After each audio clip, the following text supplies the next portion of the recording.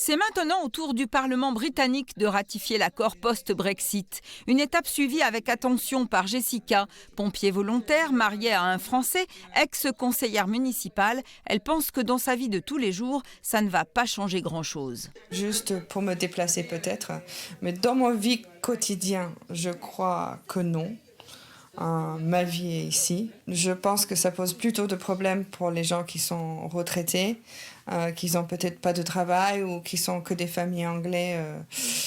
Parce que oui, il faut penser à l'assurance maladie aussi. À quelques kilomètres, Graham, lui, est déçu. Il a raté de 4 points sur 1000 l'examen pour prétendre à la nationalité française. Mais il va le repasser. Il en a resté depuis 2004, ça c'est 16 ans. Et maintenant, la France, c'est votre premier pays. Ah oui. Vous avez La tout campagne. ici. Oui, plus que là-bas.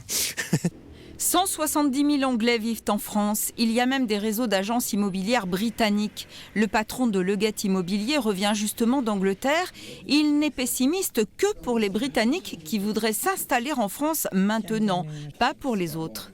Pour eux, ça devrait être juste une formalité pour pouvoir obtenir soit la carte de résidence, carte de séjour ou, pour certains, la nationalité française. Mais pour les nouveaux arrivés, ils n'auraient pas le libre mouvement vu qu'ils ne font plus partie de l'Union européenne. Donc, ça va dépendre de leurs revenus pour obtenir une carte de séjour. La principale chose, c'est qu'on puisse être indépendant financièrement.